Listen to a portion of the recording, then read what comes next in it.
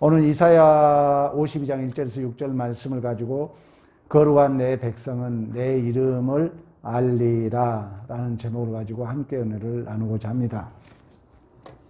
성경에는 구원을 설명할 때 우리가 에베소서에 그런 얘기를 합니다.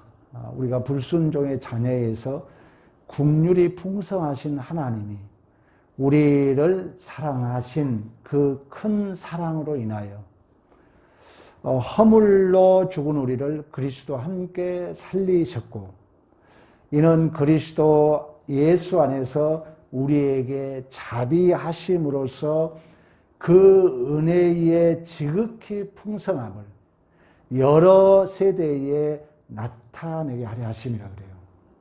그러니까 우리의 구원을 이제 우리 하나님께서 그 구원을 얘기하고 있는데, 너 이것 잘못했고 저것 잘못됐다가 아니라 국률이 풍성하신 하나님이 우리의 사랑하신 큰 사랑으로 허물로 죽은 우리를 그리스도와 함께 살리셨고, 그 그리스도 안에 우리에게 자비하심으로 그 은혜의 지극히 풍성함을, 그 구원의 은혜의 풍성함을 여러 세대에 나타내게 하려 하심인 줄로 믿습니다. 이거 우리가 잘 살펴보면은 구원의 수단이 인간의 책임에 있지 않다는 거예요. 우리가 참 이런 진리를 깨닫는 게 중요한데요. 은혜만이 그 생명을 살립니다. 그래서 하나님도 우리를 향한 것이 우리의 어떤 너가 잘못했기 때문에, 너가 이러이러해서 잘못했기 때문에 이걸 따지지 않아요. 먼저 하나님은 우리는 스스로 우리가 구원받을 수 없다는 그 어쩔 수 없는 참상을 우리 하나님은 먼저 아신 줄로 믿습니다. 그래서 내가 십자가는 그랬잖아요. 어쩔 수 없는 제 참상을 감당해 주는 것이다. 저록에도 기록되어 있어요. 이 원리더라고. 저도 진지 깨달았지만 잘 안 돼요. 여러분 다 알고 있어요. 우리가 자녀들에게 은혜를 쏘아두지 못하면 그 자녀는 크면 클수록 부모하고 등집니다. 옳은 거 따지면 따질수록 자녀하고 멀어집니다. 내가 경험해 보니까 그래요.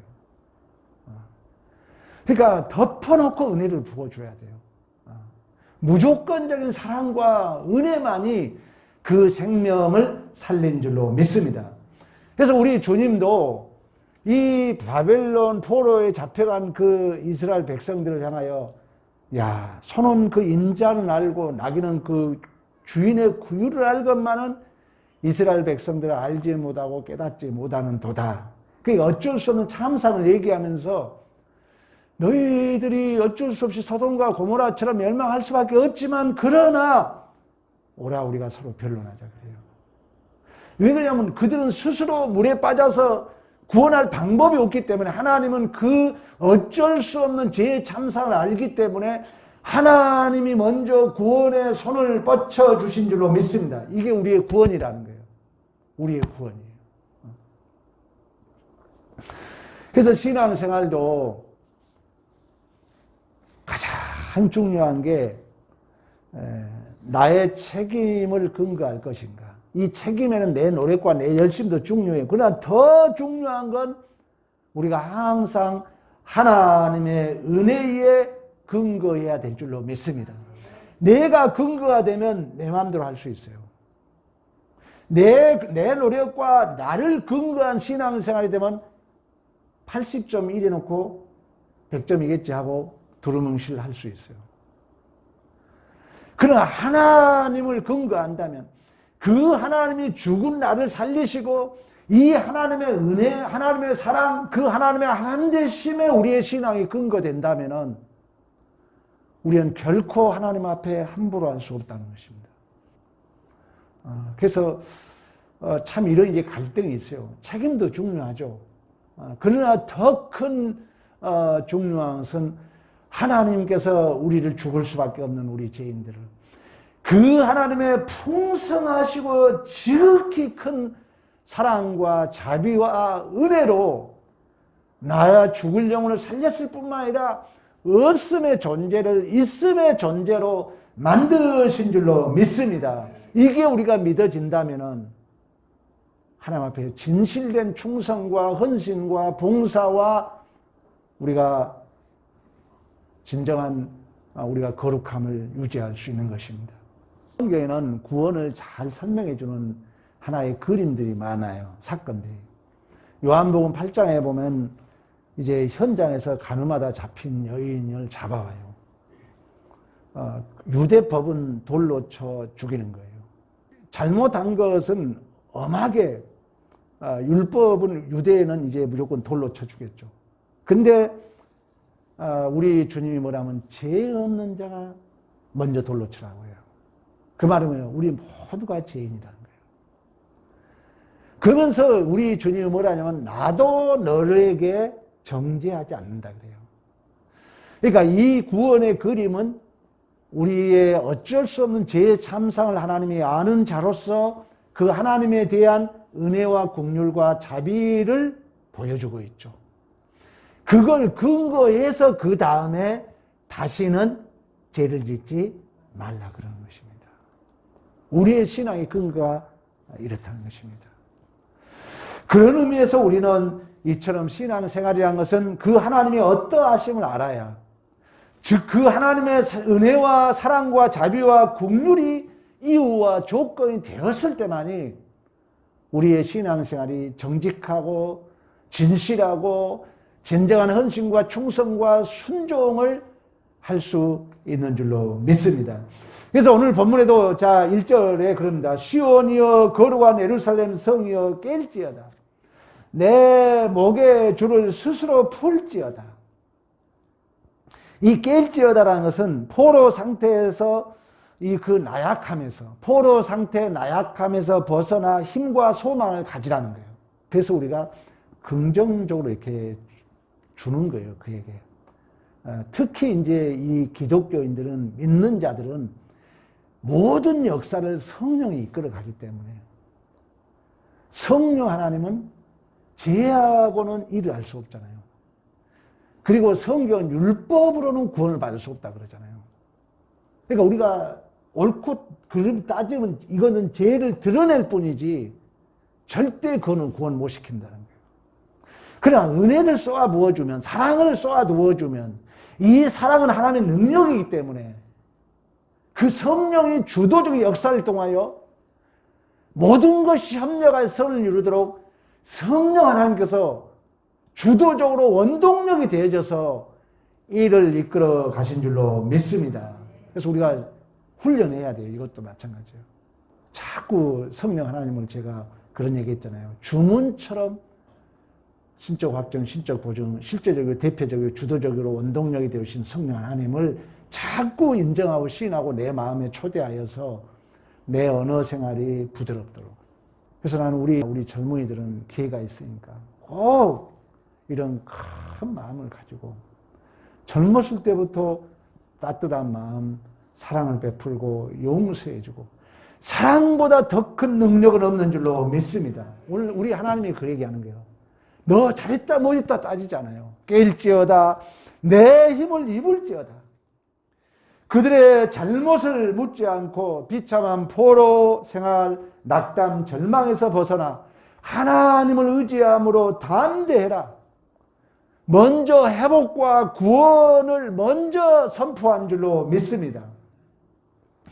그러면서 1절 하반절에 이제부터 할례받지 아니한 부정한 자가 다시 내게로 돌아옴이 없으리라. 들어옴이 없을 것이다. 이 말은 뭐예요? 다시는 이방 나라가 너를 침범하지 못할 것이다. 이것은 궁극적으로 예수 안에서 우리가 이제 구원을 받았기 때문에 궁극적으로 메시아 왕국이 임하면은 감히 죄와 사망의 우리를 점령하지 못하잖아요. 지금은 이빨 빠지고 호랑이가 돼서 우리를 시험하지만 그러나 영적으로 뭐만 우리가 하나님의 묵시적 관점, 우리가 카이로스 시간에서 본다면 우리는 이미 죄와 사망을 이기는 왕 같은 제사한 거룩한 백성의 삶을 살게 된 줄로 믿습니다. 지금 그 얘기하는 거예요. 왜? 이사야 후반절은 뭐예요? 이제 너희가 구원 받을 것이다를 전제하고 있거든. 너희들이 이제 바벨론에서 포로에서 귀환될 것이다를 전제해요. 우리 입장에서 이미 우리는 구원 받았어요. 그러나 지금 완성을 향해서 가고 있는 거예요, 우리는. 그 전제하에서 자꾸 우리에게 위로를 주는 거예요. 너 걱정하지 말아라. 너는 승리할 것이다. 너는 반드시 이길 것이다. 너는 반드시 깰지어다 힘을 입을 것이다. 너를 감히 죄와 사망이 너를 침범하지 못할 것이다. 너는 티끌을 벗어버릴지어다. 아주 소망적입니다. 왜 신앙생활에 가장 여러분 무서운 게 뭔지 자폭이에요. 스스로 포기해버린 거예요. 여러분 꼭 기억해야 돼요. 지금 시대 신앙생활의 가장 큰 문제가 뭐라고요? 위선, 가식, 거짓, 형식, 외식. 가장 큰 문제예요. 그런 척하고 대충 넘어가려고 그래요.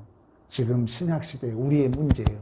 우리의 문제. 이런 걸 깨우기 위해서는 이 하나님의 은혜가 얼마나 크다는 거. 이 하나님이 얼마나 우리를 사랑하시고 이 하나님이 우리를 위해서 얼마나 피를 쏟으시고 살을 찢기시고 물을 쏟으셨던 이 예수 그리스도를 통한 이 하나님의 영광만이 우리의 존재를 진실로 정직하게 온전히 순종하고 충성하도록 이끌어 가신 줄로 믿습니다. 그래서 2절에 너는 티끌을 떨어버리라 이 말은 군동에 억울한 일을 당하거나 비참한 상태에 처하게 되면은 슬픔을 상기하게 하여 티끌을 뒤져쓰고 주저앉았어요. 우리나라도 옛날에 보면 원통하면 땅을 친 식으로 그런 어떤 수치와 멸시를 얘기하는 거예요. 근데 거기에서 너가 털어버릴 것이다. 이제 결국 이제 너희들이 예루살렘의 회복을 통하여 이제 결국 수치에서 벗어나 영광스러움을 입게 될 것을 선언합니다. 이것이 나중에 우리가 고레스 칙령에 의해서 스룹바벨과 에스라와 느헤미야를 통하여 이게 성취되었고 우리 입장에서는 예수 그리스도로 말미암아 죄와 허물에서 우리가 구원을 받았고 다시금 이제 예수가 재림하면 그날이 완성됨으로 우리는 그 하나님을 얼굴과 얼굴을 맞대며 그 혼인잔치에 우리가 거룩하고 영광스러운 마음으로 우리가 초대받게 될 줄로 믿습니다. 그러면서 3절부터 5절까지 이스라엘 백성은 값없이 포로가 되었기 때문에 값없이 돈 없이 속량한다는 거예요. 이 말은 뭐냐면은 이스라엘 백성들이 사실 그대 죄 때문에 포로로 잡혀갔잖아요. 그러나 하나님은 너에게 죄값을 묻지 않겠다는 거예요. 왜? 너는 원래 티끌이었으니까. 하나님은 우리의 잘못을 알아요. 우리에게 죄값을 묻지 않아요. 하나님이 대신 다 맞아준 거예요. 이 은혜만이 나를 변화시킨다는 거예요. 이 은혜를 모르면 변하지 않습니다. 내 노력, 내 열심에 근거하면 자기 마음대로 신앙생활해요. 하나님은 우리가 아무리 잘못을 저질렀다 해도 여러분 그렇다 해서 그 죄 지으란 얘기 아니라는 거 알죠?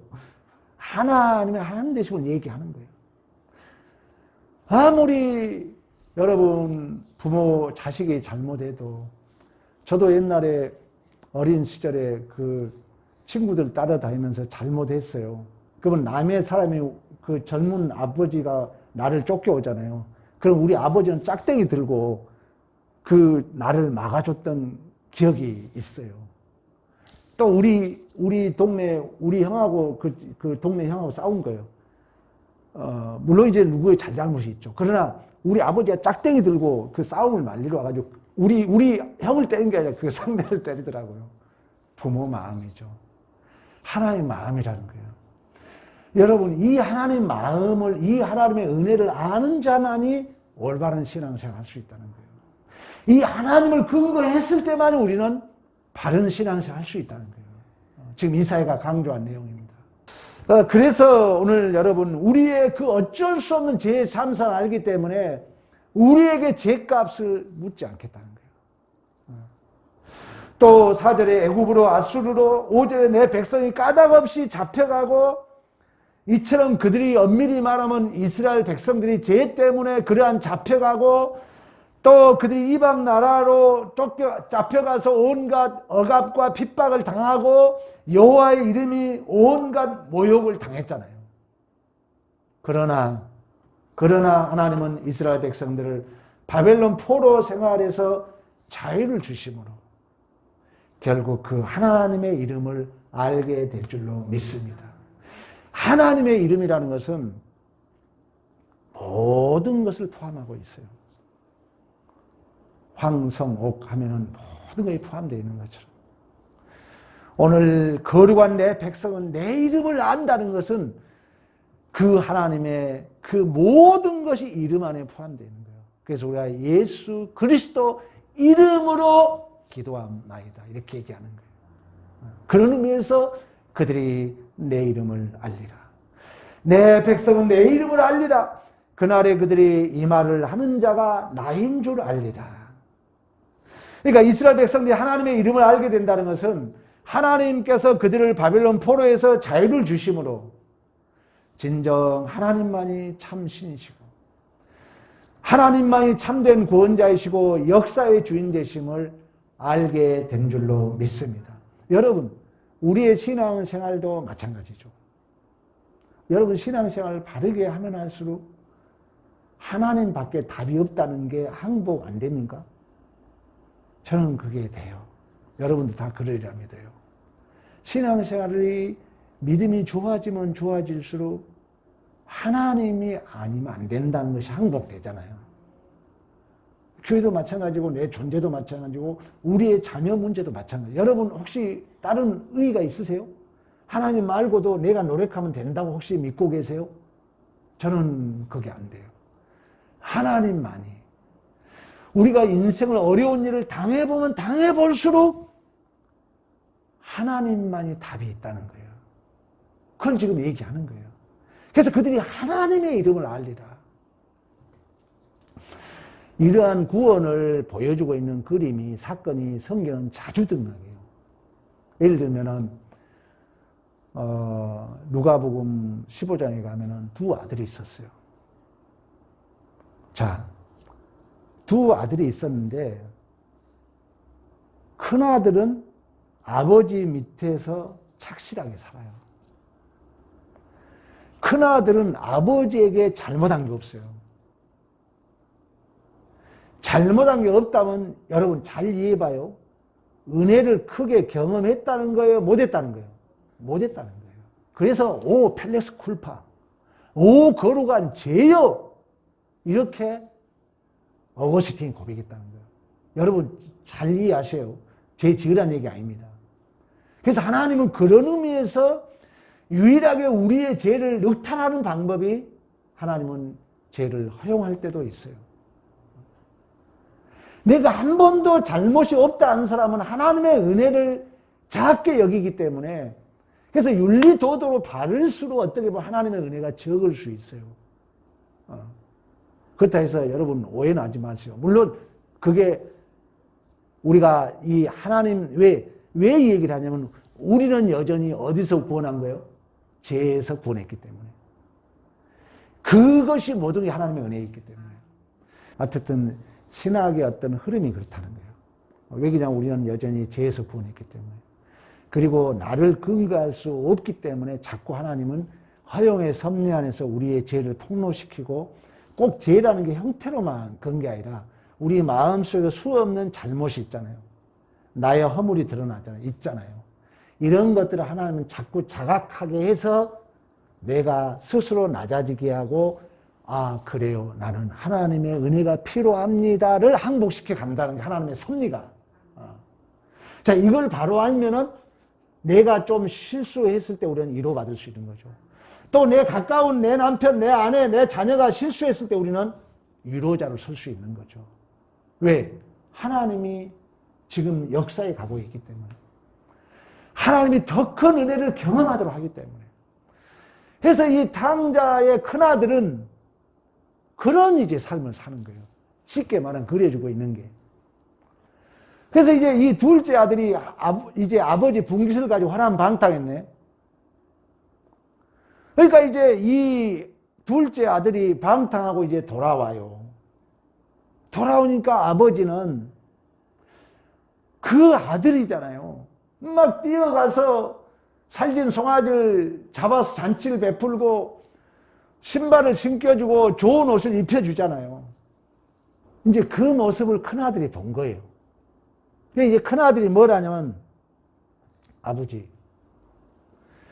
내가 여러 해 동안 아버지를 섬겨서 아버지 명령을 한 번도 어긴 적이 없는데, 성경적 표현입니다. 어찌 아버지 나에게 염소 새끼라도 한 마리 잡아주고 즐기게 한 적이 없는데 저 아버지 분깃을 다 까먹고 창조하고 놀아놓은 저놈의 아들이 오니까 아버지 어떻게 살진 송아지를 잡아서 베풀어 줄 수 있으니까 하면서 원망하고 삽니다. 누굴 근거한 거예요? 자기를 근거하는 거죠. 자기를 근거하니까 자기는 할 수도 있고 안 할 수도 있는 거예요. 아버지에게 불평할 수도 있고 충성할 수도 있고 안 할 수도 있는 거예요. 왜? 나를 근거하기 때문에. 그러나 그 탕자는 아버지, 내가 아버지에게 죄를 지었사오니 감히 아버지 이름이라 일컬음도 내가 감당하지 못하겠나이다. 이런 고백을 해요. 그러면 이 두 사람을 봤을 때 앞으로 누가 하나님 아버지에게 더 정직하고 진실하고 충성하겠습니까? 아버지, 나 아버지 명령 어긴 적 없어요. 아버지에게 충성했어요. 왜 저 탕자에게 이럴 수 있습니까? 이런 아들하고, 아버지 정말 저는 감히 아버지에게 죄를 지었기 때문에 감히 아버지 아들이라고 일컬음도 받지 못하겠나이다. 이 고백한 사람하고 여러분 보기에 누가 더 그 아버지에게 정직하고 진실하고 충성하고 순종하겠습니까? 성경이 그려주고 있는 내용이에요. 그래서 탕자만이 진정한 아들이 될 수 있다. 절대 이 탕자를 합리화시키자는 것이 아니에요. 구속의 경륜이 그렇다는 거예요.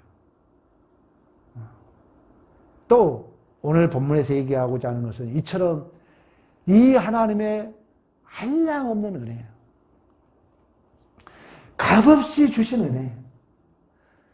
그 은혜의 지극히 풍성함을 여러 세대에 나타내게 하려 하심이라고 말씀했던 것처럼 우리 역시 우리가 받은 은혜들을 또 다른 사람에게 나누어 주기를 하나님은 원하신 줄로 믿습니다.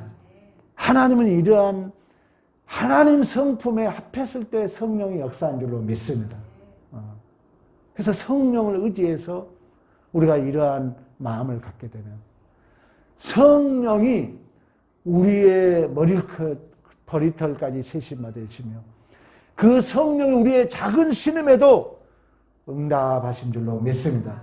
그래서 이 바벨론 포로 역시 그들에게 잘잘못과 해결을 따지지 않고 회복과 구원을 먼저 선언하는 것은 그들의 모든 삶이 하나님의 사랑과 능력과 은혜에 근거하고 있는 줄로 믿습니다.